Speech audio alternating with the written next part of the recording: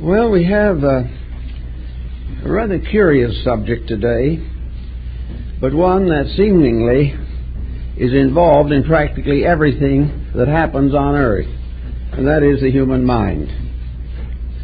There are no adequate definitions as to what the mind is, but there is a reasonable accumulation of data concerning what the mind does. And under careful scrutiny, it is obvious that the mental equipment is definitely a mixed blessing.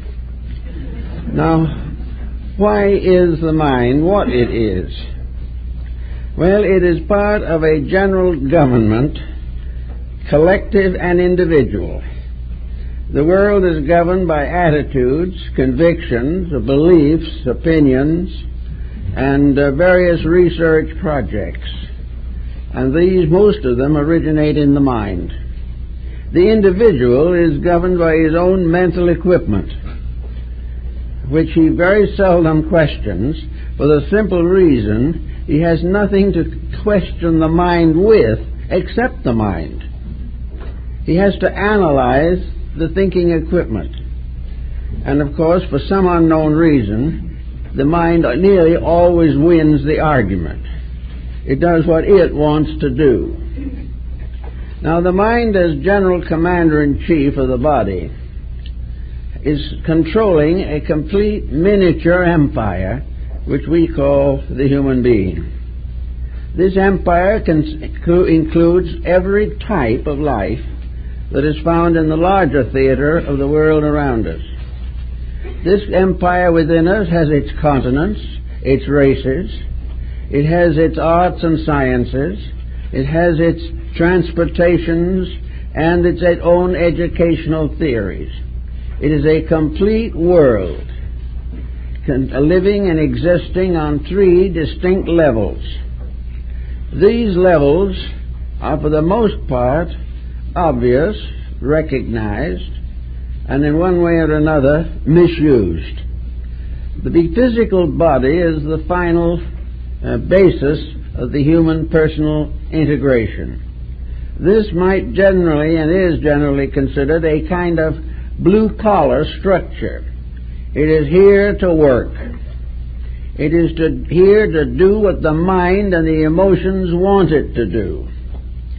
And the fact that the mind and emotions may not be very good about their own desires, this the body has to stand. The body has to accept the domination of superior instruments which are often dishonorable. So the body has to do what we want it to do. If we want it to be up and on its feet, it stays there until it falls of fatigue. The body has no recourse to anything below itself. It has to accept the final slavery imposed upon it by the mind and emotions. Now, if we didn't have a mind and did not possess emotions, the body would probably be inert and useless. The body of its own accord would be simply a creature seeking food, seeking to survive, but with no particular purpose or project in mind. The body is not an executive, but it is the victim of the large executive factions upstairs. And in this situation, the body is nearly always ignored. It has not any rights. But like labor, which is the great collective body in society, it has one power that cannot be denied. It has the right to strike. And the physical body makes use of this occasionally. When it has had enough of something, it simply announces displeasure. This announcement is accompanied by discomfort. And if the situation is too serious, the body may be subject to fatal consequences. The body, however, can revolt against the domination of that which is above itself.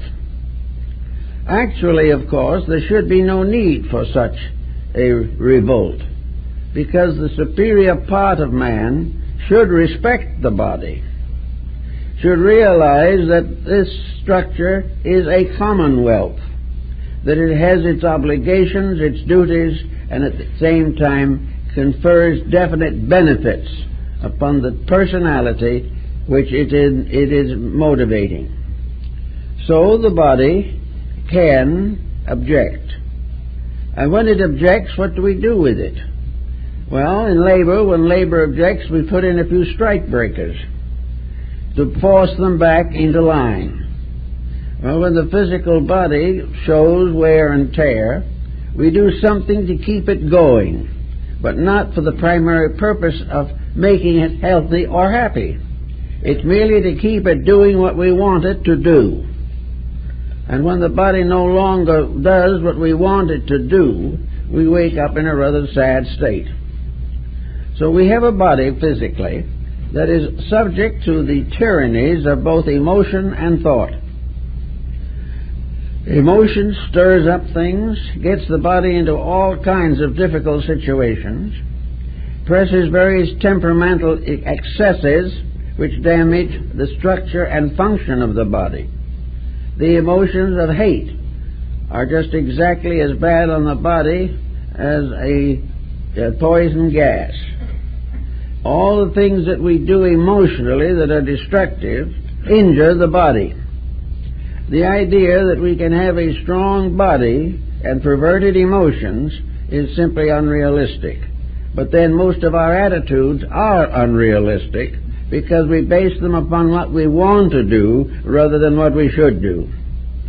Now, the emotional pressures against the physical body can result in a variety of ailments which are now generally recognized and are being studied. And these studies are very largely limited to psychoanalysis and matters of this nature.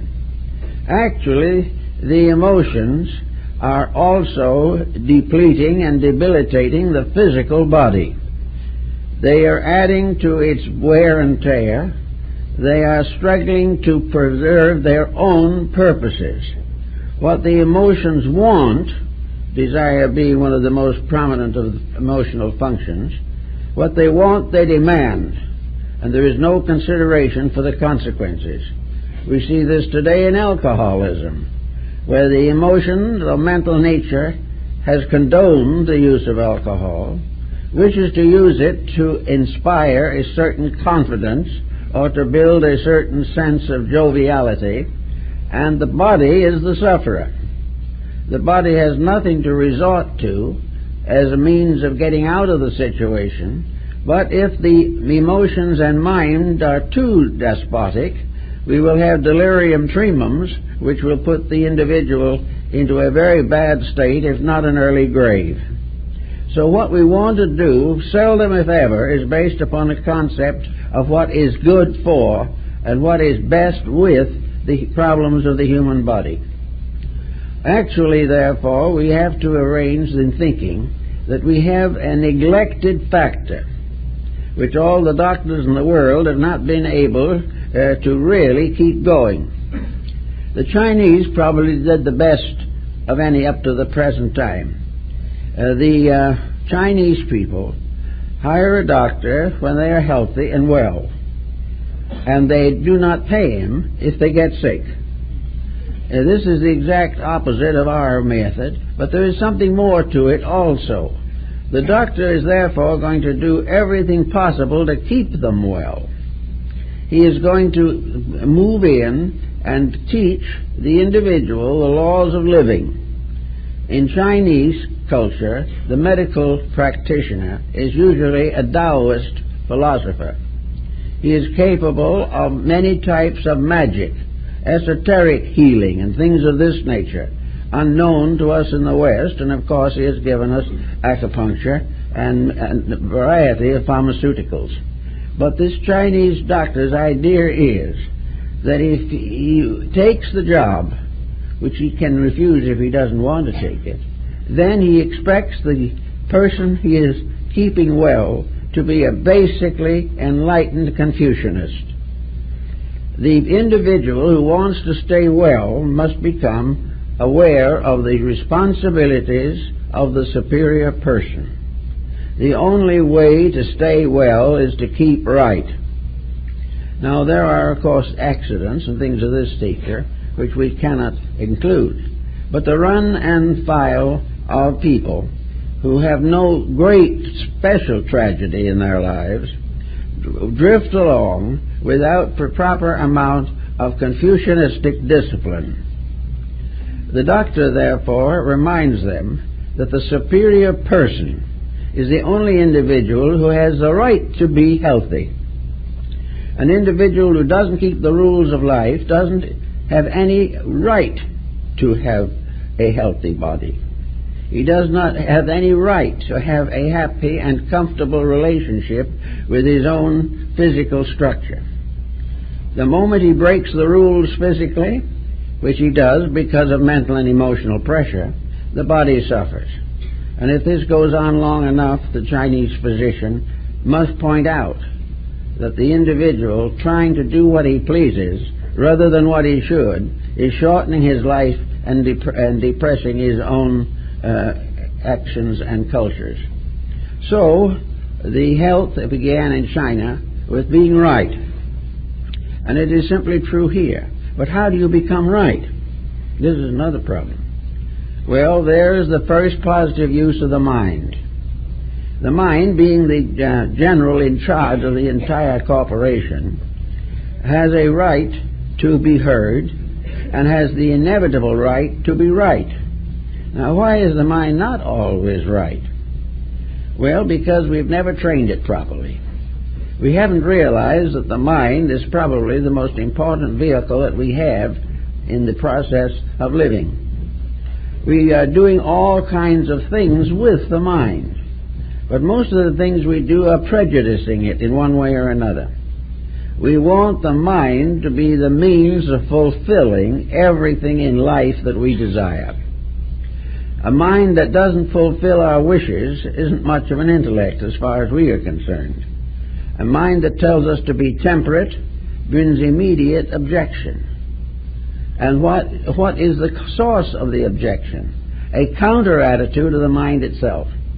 So the mind that gets us into trouble, the mind that gets us out of trouble, and the mind that keeps us alternating between one and the other for most of our lifetime, all this is one mysterious instrument that has the authority to over-influence the life of the person. The mind, working in harmony with the emotions and protecting the rights of the body, represents the best form of government that the human being can have.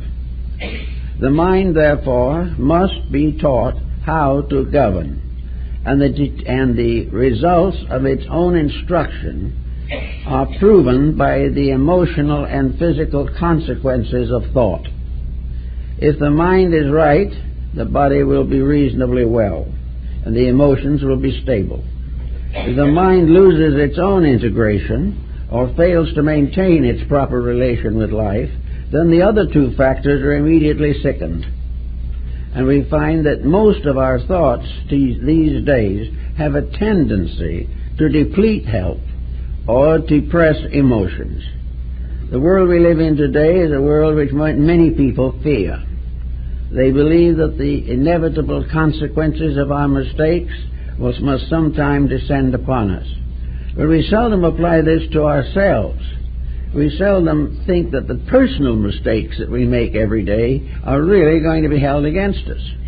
We feel, as far as that's concerned, that there are a lot of little things that God and nature have to overlook because we are not perfect after all. Well, no one really expects us to be perfect, but nature expects us to do a little better than the average person does. We are supposed to cooperate mentally, and in so doing not only preserve the harmony of our own compound construction, but also to protect the world in which we live.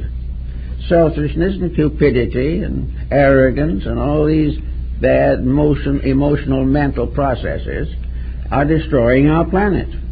And the very policies which are wrecking the planet are held in the minds of people who are wrecking themselves by having those habits.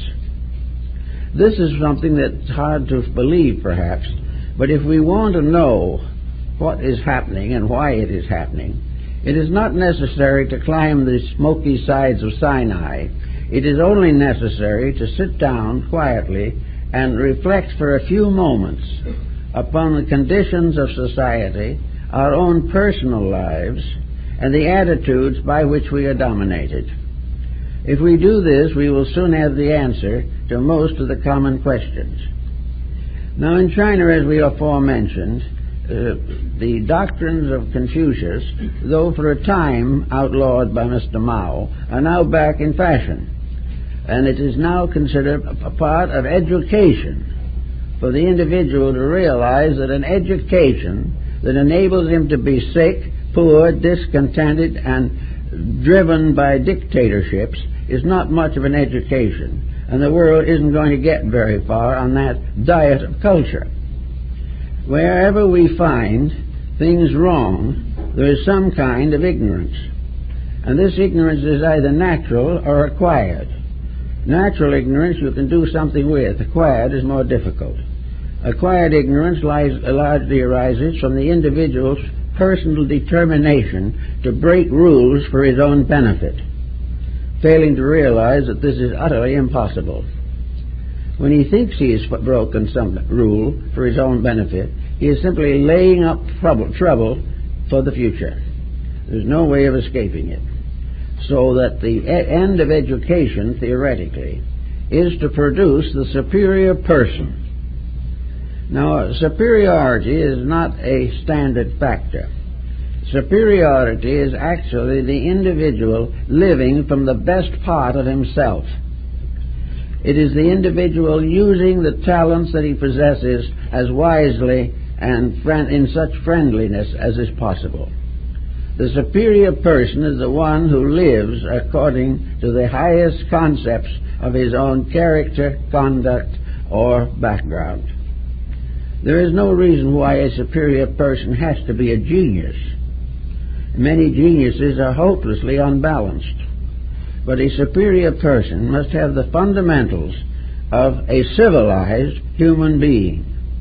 Now, in order to have those fundamentals, something has to be done with the intellect, the mind which is hard to harness, the mind which is constantly resisting law and order, the mind which is concerned only in the fulfillment of ambitions and has very little time or thought for self-improvement.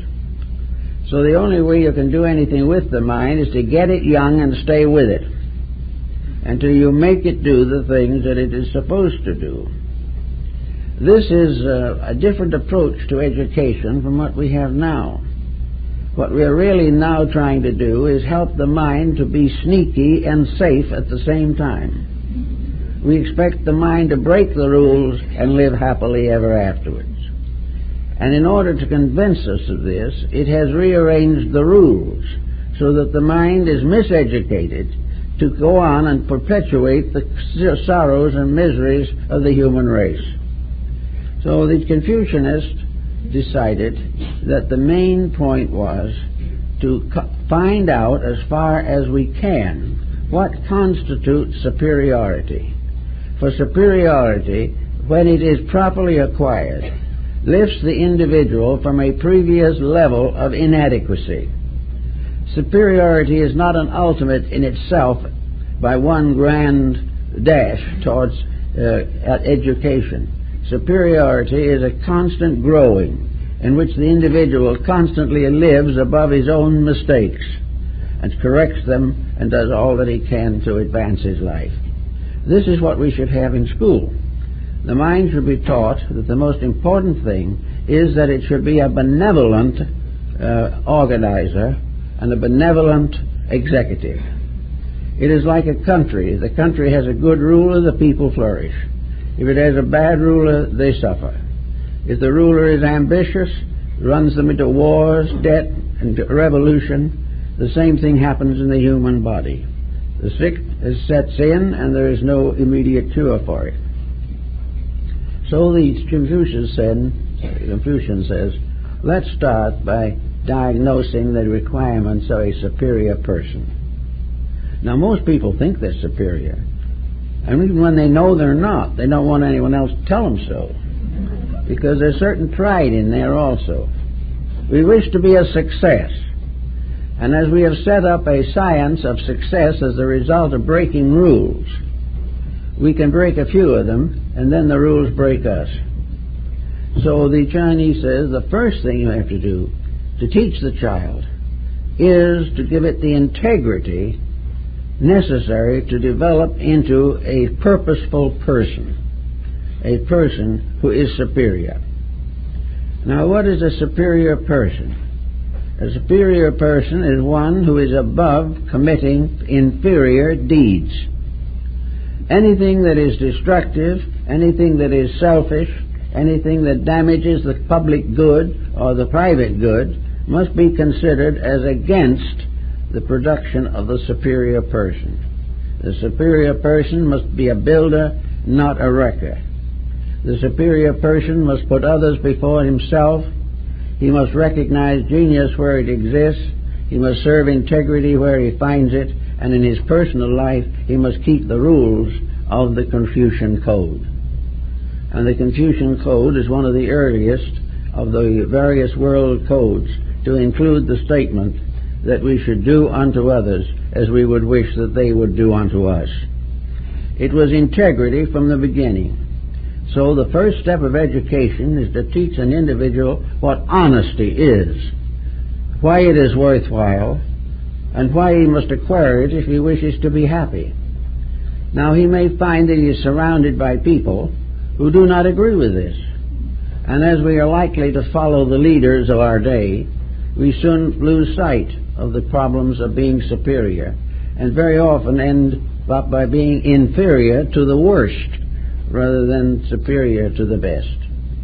So superiority includes the complete development of mental integration, a mind that in judgment is honest, a mind that is fair, a mind that is humane, a mind that is not self-centered to the degree that it will injure others to advance its own cause, a mind that is honest, is dedicated to purposes, and is a watchful and loving guardian of the emotional levels of the body and form which we call human, and the larger emotional and physical body which we call population.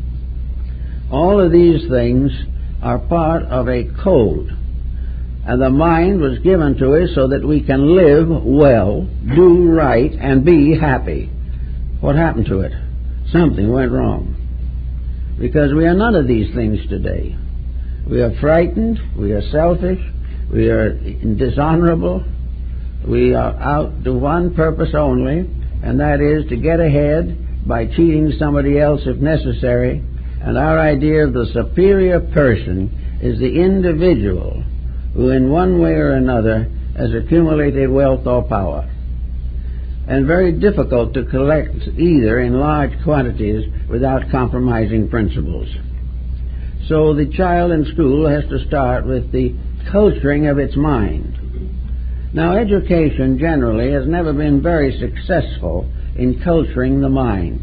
Most educational systems have been set up in countries, nations, and times in which corruption was common and prevalent.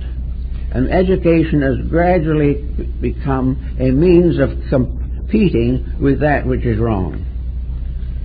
The mind has been taught to be more cunning than the mind of the neighbor, and the mind of the whole world is settled upon aggrandizement, upon domination, and upon conquest.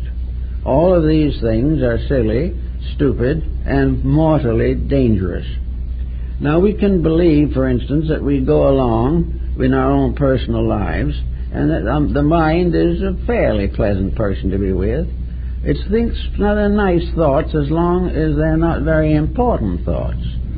But whereas something very important comes up, the mind retires into its own pattern of exclusiveness and decides what it's going to do regardless to whether it's right or wrong. Now, a mind that is educated by television isn't in very good shape. A mind that depends upon the daily press for its cum laude is not in good shape either. Actually, the mind today is exposed to a system which is very detrimental, but is not likely to admit the fact that it is responsible for the system. We have a vicious circle here. By wrong thinking, we build a great empire, which we have to perpetuate by more wrong thinking. And in the long run, this empire collapses because it was wrong, and the thinking has not been able to take over sufficiently honorably to call the situation normal. It isn't normal. So we have to find out now how to work into this situation. And Taoism is a good way. We've got a group of meditation philosophies at the present moment that are gaining wide attention. People meditating on what? This is the big question. Meditation is a wonderful thing, but it doesn't get us anywhere unless it re-educates the mind. It cannot simply ignore the mind and keep on having bad habits and good thoughts. The policy won't work. We have to gradually find ways in meditation to get this meditative mood into the intellectual nature firmly enough so that the mind begins to correct its own mistakes rather than making more.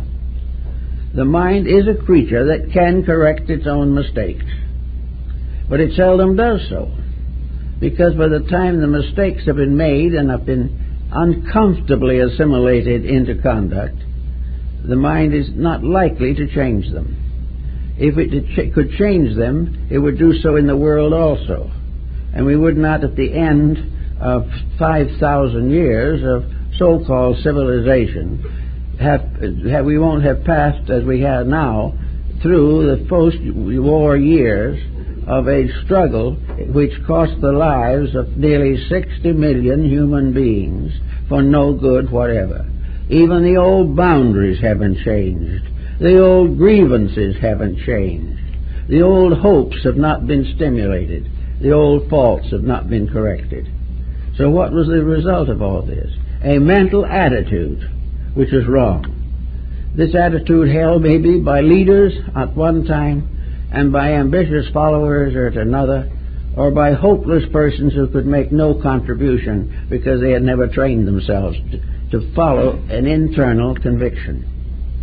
So here we have this mind that is constantly a powerhouse and is constantly suffering from wrong behavior patterns. The first thing perhaps that we have to learn to do with the mind before we can get it anywhere is to gradually break down its sense of omnipotence. The individual who finally reaches a point where he can look at himself and say, I was wrong, and mean it, is simply saying, my mind betrayed me. When an individual can say, I should have done it a different way, which would have been better, but we didn't do it that different way, again the mind is responsible, for it has lured us on to the perpetuation of a mistake. If we want to find out the cause of broken homes, of bankruptcies, of narcotics and crime, of moral delinquency, and political tyranny, we have to go back to the mind box, for that is the box from which all of Pandora's difficulties come forth. Every problem we have is from the mind, and every cure we have ever tried to make was also from the mind. So these processes are locked in a tyranny in which gradually appetites, which are natural to immature persons, take precedence, and we live to cater to our feelings rather than to our facts.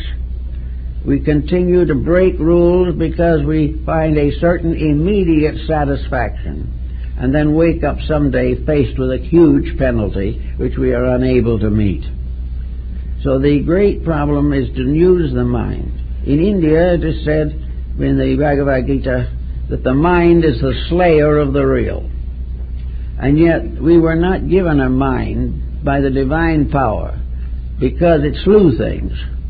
We are not given the mind because we don't need it. It is part of the compound of created things. And this compound is bestowed by a wisdom far greater than our own. It comes from a source of life which has decided that to think is one of the important processes of growth. So we have to go into the problem of thinking and try to decide what is a thought and what is an opinion. What is a fact and what is a fable? How are we going to prove to our own satisfaction that things that are wrong will not be righted merely by perpetuating them? Well, the thoughtful person sits down like Omar the tent maker and begins to contemplate these matters and can get a liberal education very quickly. Because when one country invades another, when the Iranians attack the Iraqis, the same thing is happening inside ourselves on a smaller scale. We are opposing, attacking, incapacitating elements of our own temperaments in an effort to attain some kind of an unreasonable sovereignty of a part over the whole. Actually, all nature is asking of man is that he will use his compound temperament, disposition, and integration to advance the common good of himself and others of his kind. The parts of man must work together, or there is some kind of a war in the body. The nations of society must work together, for tyranny will ultimately destroy society. So we have the human body as a miniature for all the processes that are going on around us in society. That we can learn from this is obvious. The only thing we need to do is think about it. In other words, we can begin to use the mind to solve its own mistakes. And this is more or less a sheer genius. But it was something we were intended to do. It is not unreasonable. It is not a fantastic impossible that we can never hope to accomplish. Many serious, thoughtful people can accomplish it if they want to. And as if you do improve, the majority will follow to some degree. So as we sit around and watch all these things that are happening, some people will turn on the newsreels, news on the television, listen and say, oh, it's all terrible. Others will turn it off because they don't want to hear it. A third group does not believe a word of it. And still another group is fighting to some political purpose which it has assumed to be significant.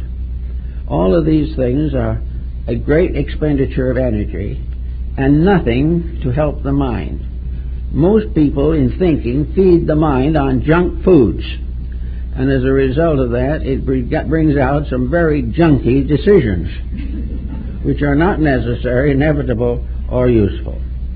If, however, we really want to start a little thinking, there's plenty of it here to do, plenty of chance to do it. But decisions have to be made. There are penalties or prices upon everything in nature. The penalty for a misdeed is misery. The price of a good deed is intelligence. The individual must use the faculties that he has the way they were intended to be used if he expects to benefit from them. There is no one who is any better off by being completely under the tyranny of his own intellect or of a collective group of intellects. A whole group of people coming to wrong decisions does not result in a correct decision. In this case, the majority is not always right. The majority is not right now because the majority doesn't think at all, or is so selfish and self-centered that it doesn't care. So we start in by deciding that the mind is a potential savior, the energies of which are being ruthlessly wasted. Now, how do we try to do this? Well, there are two ways. We must ultimately, of course, work it into our educational system. We must begin to train the mind to think and not to inherit the notions of other people. We have to train the mind to contribute to the future rather than build all of its wealth and strength upon the past. The past is important, but only to the degree it gives us true insights into the repetition of ancient policies.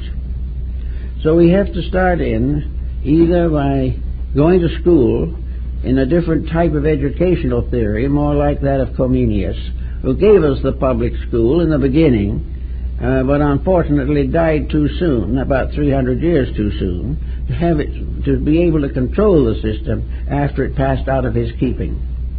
Comenius was very simple in his ideas. He says it's very easy to overeducate people. When you overeducate a person above his and beyond his capacities, you have a misfortune and a desperately unhappy person. So education should be appropriate to the needs. And education should begin always in moral instruction. It should begin by a proper use of emotion as a curb upon thought. If the emotions of charity, love, piety, faith, and all of the kindlier feelings, if these emotions are cultivated constructively, they can definitely influence the mind. The mind can be changed by the use of other faculties which man possesses. Also, the mind can be altered considerably by the physical body, because after a while the mistakes of the mind show up there in terms that cannot be contradicted. So the mind has to gradually realize that it is not the lord of all it surveys, that it cannot do anything that it wants to do and not be punished. The mind must come to the realization that it exists primarily to learn what is right and do it. Now, this does not mean that life is going to become a dull monotony, or that for lack of mistakes we have nothing to live for. It is because of the fact that the values, joys, securities, and wonderful internal experiences of being right are more lasting and more satisfying than the result of any vice that can be cultivated. So we can hope that people will quietly sit down and begin looking around them and looking within them. Looking around to see what's the matter with the families around them, what's the matter with the business that is falling apart, why they can't speak to their relatives anymore, why their children are delinquent. All these things they can notice. And they can also do what a number of groups are doing now, organizing themselves against these delinquencies. It is becoming more and more obvious that bad habits are endangering the survival of civilization. Well, bad habits are simply basically bad mental attitudes, wrong thinking, wrong decisions about what is good and what is bad. Now, a lot of people say that we already have this information. We do. There are very few people in this world who do not know right from wrong. But they do have other pressures that are stronger. Instead of being concerned with right and wrong, they are concerned with what they want, what they wish to do. If it's revenge, they want to have it. If it's some kind of argument, they want to enjoy it. And they feel perfectly right and free to elect the wrong persons to public office. These things are not part of the discipline that we need, but they are coming out all around us. What we need is more and more thoughtfulness, the education of the mind in realities. The education of the mind that when it says, I think I will go out and buy some cocaine, immediately the mind itself says, no, you don't, because you can see, know, hear, read, and observe the consequences of such a conduct. There is no law that says that you have to be a narcotics addict. The only reason is that because it gives you a temporary feeling of omniscience. You suddenly feel you are bigger than anybody else, but you suddenly realize that you are smaller than most people by the time it's over. There is no advancement, but we do it. So the mind says, let's go out and buy this material, or go into bankruptcy trying to pay for it. Now, all this is not the result of a bad mind. It is the result of a bad use of a potentially good mind. Or perhaps it is calling upon more strength of character than we possess. But if we haven't got the strength of character, the mind will bill it for us if we are willing to accept. So the mind can pick out every fault that there is in society today and finally add to it the consequence of the fact that we personally are committing these faults, and it's all being shown to us clearly through arteriosclerosis and other symptoms of bodily distress. We are actually a single creature. Our thoughts, our emotions, and our bodies are part of one entity. And when we shortchange any of the parts, the whole suffers. The same with a nation. A nation that is well governed must consider all the needs of all the people. It must defend itself against the extravagances of some individuals who wish to break faith with the integrities of life. Same with the person. When we are ready to break faith with integrity, we are on our way to all kinds of difficulties. Now, most people are not such marvelous, terribly important people that they can necessarily worry too much about some of these problems. What they really need to do is to get down to the small things of life and try to work them out. In our own little way, we have headaches, dyspepsia, indigestion. Anacin and its byproducts, largest selling drug in the United States, because it is a treatment for a headache. Now, headaches are sometimes legitimate, but more often misconduct is the basis of headaches.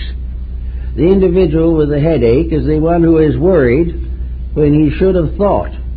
An individual who ate when he should not have eaten. An individual who got into an argument that he should not have gotten into. Or have all kinds of negative, destructive fears, anxieties, worries, and antagonisms until he gets so miserable that he has to take some more aspirin. Now, aspirin is not a cure for anything. It reduces symptoms for a little bit. But the only cure for the difficulties that aspirin is taken for is clear thinking. The individual, by thinking himself through this maze of his own misconducts, can find a way to remove most of his headaches. Those that remain may represent need of medical or psychological attention. The individual may have to go down as far as his diet in order to find the roots of some of his headaches. But most of his headaches come from above, because the headache, as is implied, is in the head. And it's in the head where the headache arises in the mind. Now, the brain is not responsible.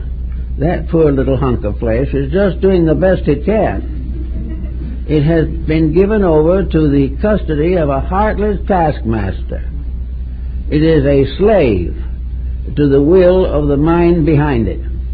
It has nothing to do or nothing to say but to transmit the impulses, good or bad, to some other part of the body that is being affected or they hope will be affected. So there is no way out of this unless the individual realizes that the mind has as its primary purpose not ingenuity but integrity. We think the mind is a great thing these days when it invents a computer. That really is the answer. Already people don't know what to do with them. The problem of computers is already assuming gigantic proportions. Another individual might point out that we are indebted to the mind for putting a man on the moon. Yeah, it's probably true. The mind was having a grand time on its own, with no consideration for the rest of the body which belongs to it. Landing the man on the moon was a scientific achievement, but the real problems of life were not touched by it. They then decided they'd land one on Mars. They can go on until they land one in the Milky Way, but it still will not prevent the common mistakes we make here every day. To correct the immediate mistakes. We look down on them. They're inconsiderable. What is the use of not being selfish when with a little effort you can make a neutron bomb? This is the difference of perspective. It is the fact the individual wants anything that takes the mind away from his own need to grow. He wants to be amused. If he has wealth, he spends it recklessly. If he has poverty, he gets what he can by any means possible. But with all of that, the mind, instead of being the leader of a marvelous organization of faculties, is simply catering. And actually, strange it may seem, the mind isn't particularly pleased over all this. The mind isn't happy and jolly as the result of all kinds of bad decisions that it inspires. It is worried to death. The mind is just as unhappy as the person who has it in his head at that time. The mind is not a self-solving problem. It is one that it's adding constantly to the creating of them. And the only thing that the mind can do is to suggest partial remedies for mighty mistakes. And the remedies generally are simply a rearrangement of the elements of the mistakes so that we are still in the same trouble we were in before. So to get the mind out of this squirrel cage in which it functions, we have to go to work on it. So, first of all, we relax. Now, relax doesn't mean do nothing, but relax means that we stop breathing or feeding wrong information into the mind. We stop telling the mind that we want to be rich if it calls for a murder. We got to tell the mind that we want what we want when we want it, and that this is wrong.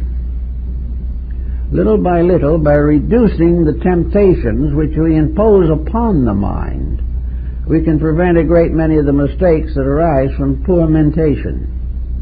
If we are willing to cut down the false appetites, then there will be less bad luck, so-called, hovering around us all the time. Out of a quiet mind, we can then say to the mind, think. And think with the aid of all the instruments that have been given to the mind to help it to think. And the individual whose mind is being considered must help the mind to do this. It must do it by presenting the mind a picture of the world thought. It must remind the mind of the tragedies of selfishness, as represented all over the earth all the time. It must teach the mind the miseries of competition. It must also lose, or help the mind to lose, the idea that the more it has, the happier it'll be. When in reality, as Buddha pointed out, the more we have, the more sleep we lose trying to take care of it. All kinds of things, by a very gentle thought, can be caused to relax. And when we look back on a feud in the family, we can very quietly say to ourselves, let's review this feud. First of all, what good did it accomplish? And someone will say, well, it accomplished some good. I got a great deal of joy out of hating my neighbors. And I'm very happy to say I haven't spoken to my aunt for 25 years. Now, this is an achievement. And of course, it has devastated the aunt, who probably doesn't care and doesn't even know about it. Now, this is if you start analyzing these things and breaking them down, you gradually come to realize that all of the negative, unhealthy attitudes that we have are bad bargains at best. So we didn't talk to the aunt for 25 years. In our heart there was a wrangle, there was a hatred, there was a disturbance, and in the body that means there's an acidosis. You cannot hate somebody without the body suffering, regardless of how you do it. You cannot ignore a virtue without giving grounds to a vice. But most of all, you cannot continue to build a temperament around mistaken attitudes without ultimately shortening life, increasing sickness, and alienating yourself from the better things that make life valuable. Getting away from all these false decisions and conclusions may have a tendency to cause the individual to drift a little toward religion. He may feel that his mind needs a little spiritual indoctrination. Well, that's very good as far as it goes, but there's a point here we must remember, that nearly all religions are mind-produced. They are the result of thinking.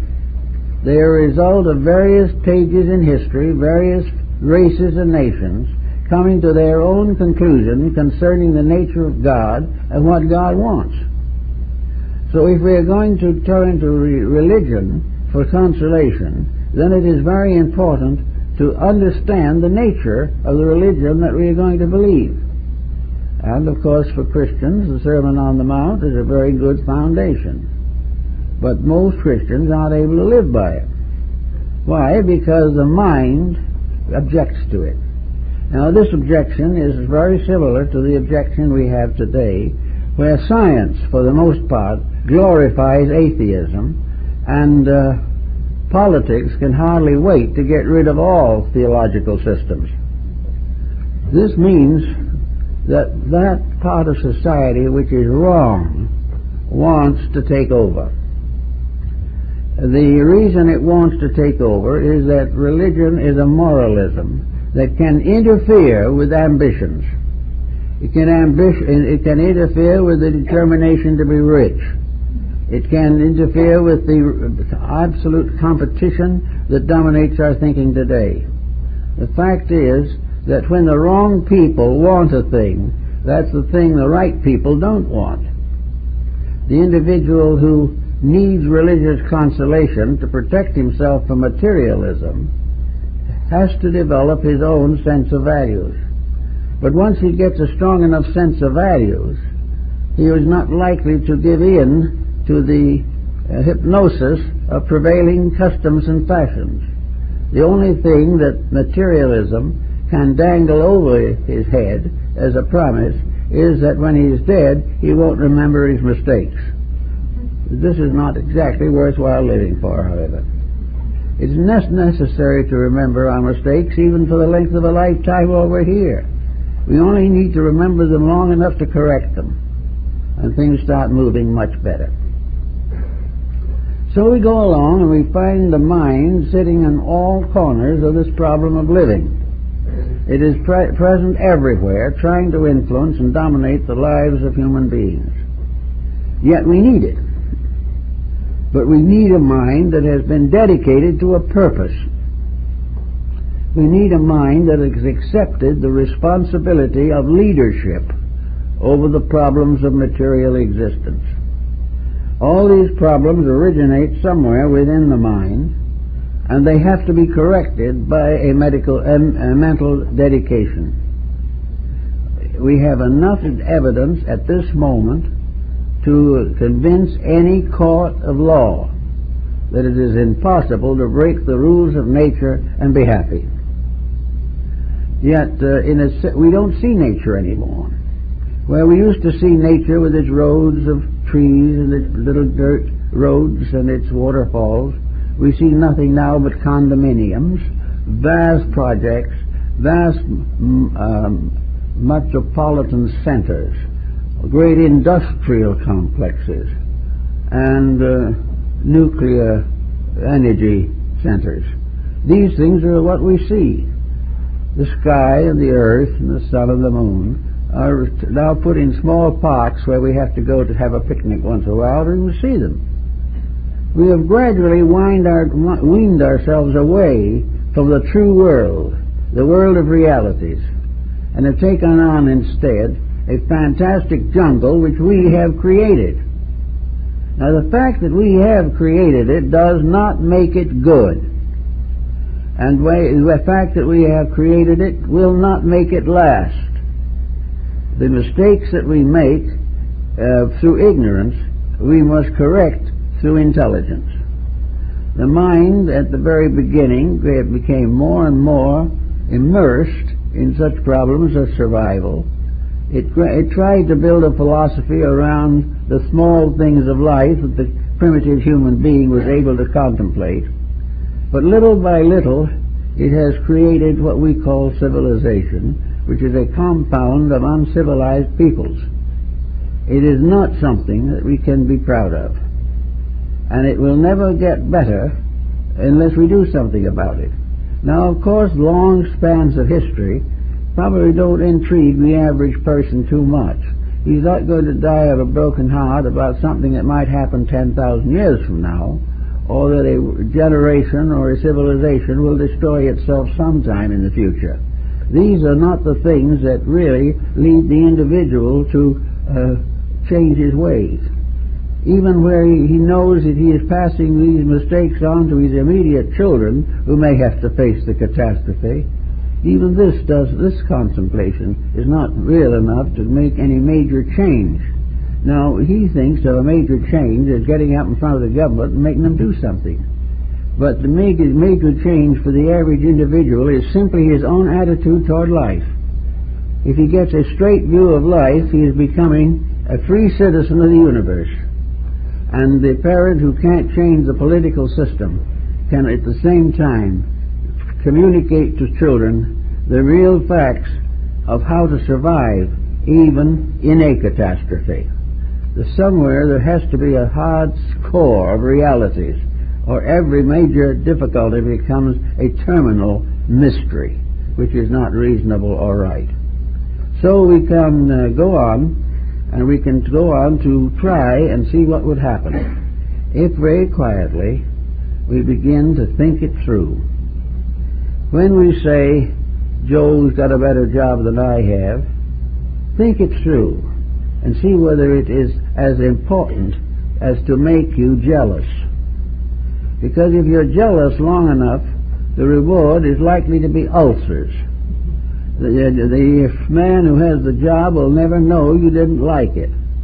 If you tell him so outside with very great firmness and make an enemy out of him, he will probably decide he doesn't need your friendship that much anyway. But that isn't where it ends. The hard words you used continue in you. And first thing you know, these hard words become a gastrointestinal difficulty. The final immediate payment is not karma in a future life. The immediate payment is misery here and now. And this is what most people will try to minimize as much as possible. We'll always make enough mistakes to keep ourselves busy. We won't be allowed to just sit back, as the old folk used to say, and float to paradise on flowery beds of ease. That isn't likely. But we can gradually recognize the practical side, the scientific side of our attitudes. We can realize that the effect does follow the cause, just as the wheel of the cart follows the foot of the oxen. We can realize that the stomachache we have today could have been caused by a dozen mistakes we might have made yesterday or the day before, including gluttony, alcoholism, a hasty meal, a poor selection of dietetic materials, or just plain eating when in a case of complete nervousness or anxiety. So we have to recognize that no matter what we do that is wrong, something's going to hurt or itch somewhere. And this itch is itself a valid statement of facts. We can do what we want to about most everything except the physical body. We can change almost anything except this physical structure in which we live, and which is important to our existence in this world. We cannot fool it. We cannot deceive it, and we cannot cure it if we have sickened it beyond a certain degree. There are minor maladies that we can help, but if the cause has not been removed, they will be back. And wherever we find an individual whose mental integrities are not firm, he is a good candidate for some form of physical difficulty. Now, it doesn't follow that we can be completely happy or live forever just because we keep the rules of life. But in keeping the rules of life, it's not just the food rules that we are concerned with. The rules of life that we see shadowed in the body relationships are in all of the relationships. There is no way in which we can be unkind and gain anything but trouble. And the beautiful sense of success that we get when we have insulted another person will last for a minute, but the body chemistry will be injured maybe for months. Everything that is not pleasant, not constructive, not cooperative, and does not seek the good.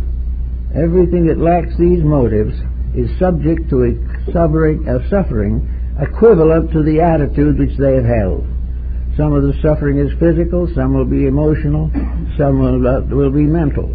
But where the individual has had a wrong attitude, he's going to pay for it. Now this sounds terrible, but it doesn't really mean it that way at all, because the equipment that we have enables us to do it right.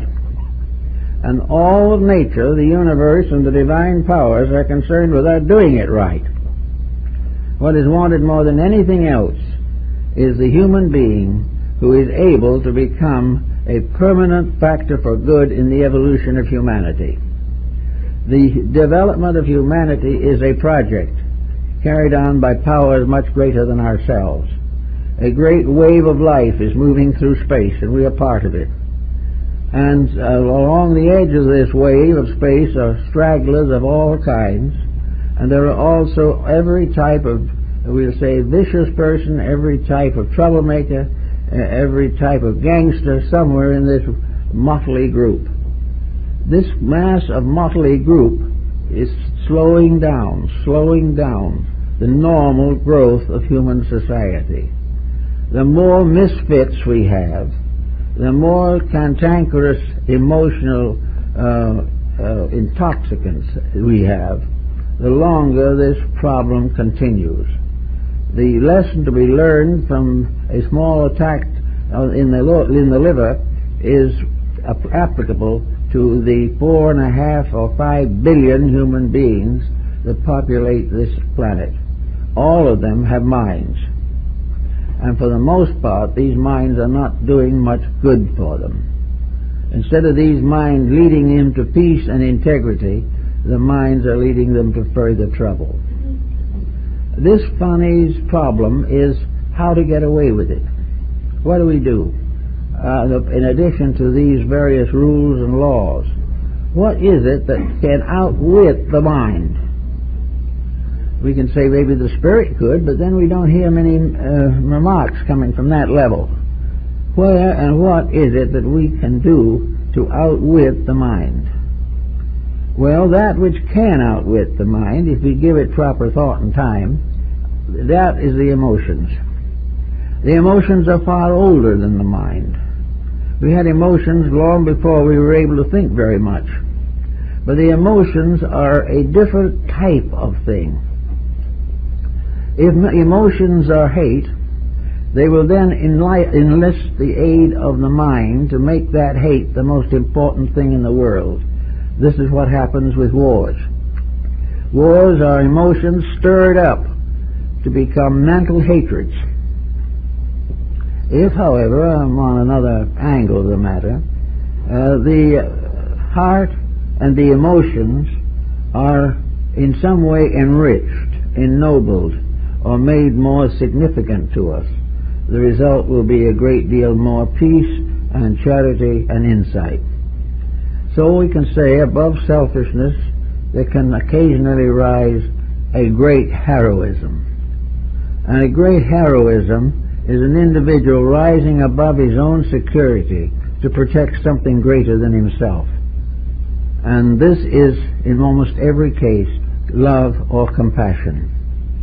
The individual, therefore, who is able to strengthen his emotional realizations of life, who is able to love honestly, is in a position to gain a great many benefits almost immediately. The difficulty, however, is that love plus intellect can be loaded with ulterior motives. Instead of the love being pure and true and right, the individual loves for gain, loves in some way because he hopes something better back from his affection. It's like the religionist who believes that he is building a church for the benefit of humanity, but he is also building a fame for himself. This type of thing is to be constantly watched. The mind, in the presence of an honorable and sincere affection, seldom raises much objection. But where the objections are raised is where the mind itself is still largely embedded in ulterior motives, which the individual has not corrected or matured out of in his own temperament. So when we are working for some of these causes, we turn to religion for help.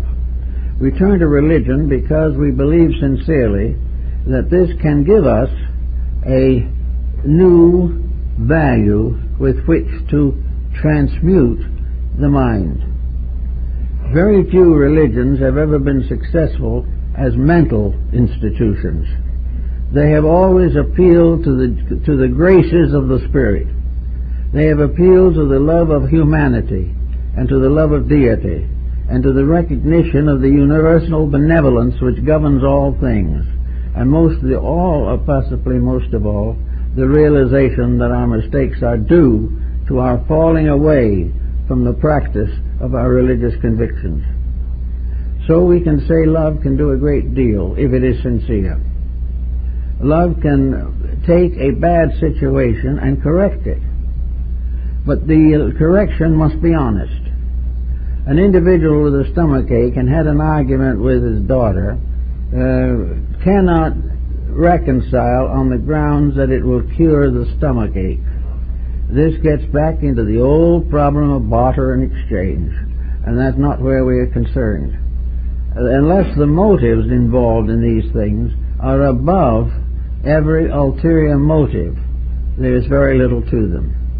But if a person's affections are so sincere that without ulterior motive they make a great sacrifice for another, or even a small sacrifice, but do this honestly, expecting nothing in return, only under those conditions does this action have a definite therapeutic advantage. The more peaceful we become, the more gentle we are, the more we love those who are close to us, and in a large way those who need everywhere in the world, the more we get over the advantages to self and realize that we live in a world that must live and die together. If we must come to realize in the end that there can be no final good for us as persons unless we have helped to build a common good among all persons. And this is done by religion, and it could be aided by education, but only if education and all these other factors are considerably renovated. The mind must recover from the delusion of ulterior motive. There must not be that tricky little thought hiding somewhere that what we are really doing is looking for something for ourselves, even though we appear to be serving others. We must get over all ulterior motive, for the mind building on ulterior motive continues to become a schema, continues to perpetuate those very attitudes which are least likely to contribute to the public good. Now, we have more contact with other people than we realize. There are very few people who live for themselves alone. We are not just individuals in a sea of faces. We are all people. We are all involved in the same problems, and every life meets and mingles with other persons during all the years of physical existence. It is therefore very important that each person learn to understand how to mingle with people, how to work with people, and not become involved in their prejudices and their opinions and their attitudes on a variety of subjects. We have to realize that a person with a religion different from our own can be perfectly sincere, and there is no reason for us to judge that person adversely unless his conduct is open to dispute. The fact that there is no such a thing as Christian honesty or Christian dishonesty should be thought about, because all honesty is honesty. Every religion teaches it. Every human being who is honorable teaches it and lives it. And when this becomes a clean living pattern, we will have very much less crime or confusion in the world, practically none. But as long as we claim all these things as intellectual facts, but never apply them to conduct, or at least very seldom, only in a great emergency, as long as we do not live them, the mental attitude weakens. And the mind finally becomes converted to our own selfishness, and will perpetuate it and continue it on and on through all the years of our lives. We don't want to make a mental delinquent out of our own minds, and we do it every day when we conspire and cheat and chisel for the various advantages we are seeking desperately to maintain. We also constantly carry this forward when we try to influence other people to change their ways, primarily for our convenience. All these things are not helpful. The mind is gradually being spoiled, and a spoiled mind is a very unpleasant thing. A spoiled mind is irritable, unreasonable, vindictive, belligerent, and almost any unpleasant synonym you can think of, simply because it has been mistrained. And in society today we are sending forth into the world generations of young people in whom vices are becoming innate. These young people have not been taught the values of life. They have been taught only how to get ahead at the cost of anything and everyone. They have not been taught any moral lesson about what happens to things. They haven't had enough education in them to restrain from narcotics addiction. Yet they read in the paper, they see in the motion pictures, they observe everywhere the results of narcotic addiction. Yet they keep right on doing it. Why? Because in their mind they are excusing or vindicating themselves in one of several ways. One way is that they don't care the cost, that's the way they feel right now. This is the important thing. Well, the same is true in national integrations. In wars, lots of people don't believe in much of anything except what they want right now, and that usually is to survive. The narcotics addict also sometimes does this because he is against society. He wishes to prove definitely that he is no part of a society he does not respect. This can lead to all kinds of crimes which arise as a result of the terrorism of non-adjustment, incapable of straight thinking. Then the narcotic problem, again, is highly profitable. Billions of dollars a year are taken from legitimate enterprise to take care of narcotics addiction. Now these people know this. There's no person probably lower than the third or fourth grade who hasn't been some way contacted.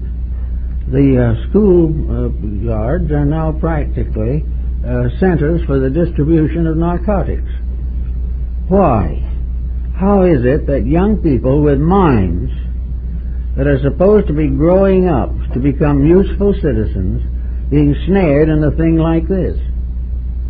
Well, the reason it is that the mind tolerates it. The mind gets all kinds of attitude developments which make it accept this. The mind thinks it's wonderful to be clever, to be different, to take chances, and most of all, to lose all sense of responsibility. Don't worry, do what you want to now. All this type of attitude ends in a tragedy, and in this case the body itself goes with the rest, and most of these younger people will ultimately either find a remedy or else will kill themselves. So why does the mind do this to us? Why doesn't the mind see the Sermon on the Mount? Why doesn't the mind accept the Ten Commandments? Well, the reason why, largely, is the ulterior motive that is in ourselves. There is no evil spirit somewhere teaching us to be evil. The thing is that down in our hearts and hearts, a great many people simply want what they want. And the way of getting it is immaterial. The way is to have it. They feel certain that if they get what they want, they will have leisure, happiness, peace, tranquility, success, superiority, distinction, and power. When what they really get is the same 6 square feet that they always got. back to the earth from which they came. There is no way of winning that kind of a fight. But why fight?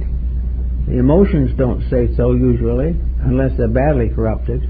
The body is screaming, don't do it. But the mind has found out how to argue these things until the individual surrenders. The mind finally permits him to do what he secretly wanted to do for the secret reasons that he wanted to do it. Almost every one of these young people has some kind of a discouragement against the facts of life that is leading them to this type of attitude. And yet we are doing nothing to correct the unhappy facts of life that are driving people to crime, narcotics, and alcoholism.